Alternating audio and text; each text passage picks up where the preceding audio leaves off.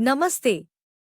आज हम secondary amines की पहचान करने के लिए एक बहुत ही महत्वपूर्ण परीक्षण लीबरमैन नाइट्रोसो टेस्ट के बारे में सीखेंगे।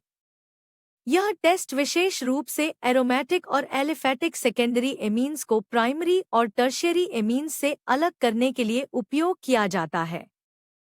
रसायन विज्ञान की प्रयोगशाला में एमीन्स के मिश्रण में से सेकेंडरी एमीन की उपस्थिति की पुष्टि करना चुनौतीपूर्ण हो सकता है। लीबरमैन टेस्ट हमें एक विशिष्ट रंग परिवर्तन के माध्यम से सटीक परिणाम देता है, जिससे पहचान आसान हो जाती है। इस परीक्षण के लिए हमें नाइट्रस एसिड की आवश्यकता होती है।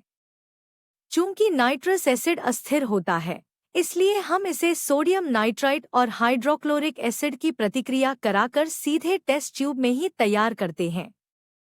जब एक सेकेंडरी एमीन नाइट्रस एसिड के साथ प्रतिक्रिया करता है, तो यह पानी का एक अणु खो देता है और नाइट्रोसो एमीन बनाता है। यह उत्पाद आमतौर पर पीले रंग के तैलीय तरल के रूप में दिखाई देता है। प्रक्रिया के पहले चरण में एमीन में नैनो 2 और HCl मिलाया जाता है। यदि मिश्रण में सेकेंडरी एमीन मौजूद है, तो आप टेस्ट ट्यूब के ऊपरी हिस्से पर एक पीली तैलीय परत बनते हुए देखेंगे। अब इस पीले तैलीय पदार्थ में फिनोल का एक छोटा टुकड़ा और सांद्र सल्फ्यूरिक एसिड मिलाया जाता है। गर्म करने पर घोल का रंग गहरे हरे या नीले रंग में बदल जाता है, जो एक विशिष्ट मध्यवर्ती के बनने का संकेत है। जब हम इस नीले या हरे रंग के घोल को पानी के साथ पतला करते हैं, तो रंग अचानक बदलकर लाल हो जाता है। यह रंग परिवर्तन लीबरमैन नाइट्रोसो परीक्षण की एक बहुत ही खास पहचान है।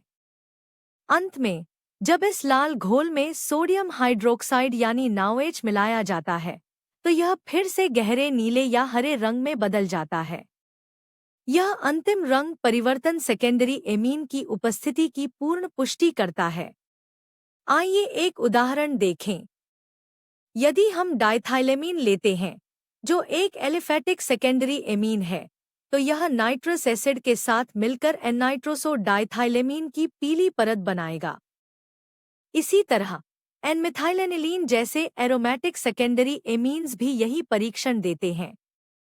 संरचना चाहे एलिफैटिक हो या एरोमेटिक, नाइट्रोजन पर एक हाइड्रोजन परमाणु का होना इस अभिक्रिया के लिए अनिवार्य है। यहाँ समझना महत्वपूर्ण है कि प्राइमरी एमीन्स नाइट्रोजन गैस छोड़ते हैं और टर्शियरी एमीन्स घुलनशील लवण बनाते हैं। केवल सेकेंडरी एमीन्स ही वह पीला नाइट्रोसो यौगिक बनाते हैं, जो फिनोल के साथ रंग बदलता है। रंगों का यह खेल इंडोफिनोल नामक एक जटिल अणु के बनने के कारण होता है। एसिड में यह लाल होता है और बेस में इसका आयन गहरे नीले रंग का होता है, जो प्रतिध्वनि या रेजोनेंस के कारण स्थिर होता है। सावधानी का ध्यान रखें। नाइट्रोसो एमीन्स कार्सिनोजेनिक यानी कैंसर पैदा करने वाले हो सकते हैं और सांद्र सल्फ्यूरिक एसिड बहुत संक्षारक होता है। इसलिए यह प्रयोग हमेशा लैब कोट और दस्ताने पहनकर सावधानी से करना चाहिए। संक्षेप में, सेकेंडरी एमीन से शुरू करें, पीला तेल प्राप्त करें, फिनोल और एसिड के साथ हरा रंग, पानी के साथ लाल और अंत में क्षार के साथ नीला रंग। यही लीबरमैन नाइट्रोसो चक्र है। एक त्वरित प्रश्न, कौन सा एमीन नाइट्रस एसिड के साथ पीली तैलीय परत देगा लेकिन गैस नहीं छोड़ेगा? सही उत्तर है डाइमिथाइलेमीन, क्योंकि यह एक सेकेंडरी एमीन है। याद रखें, लीबरमैन टेस्ट सेकेंडरी एमीन्स की विशिष्ट पहचान है।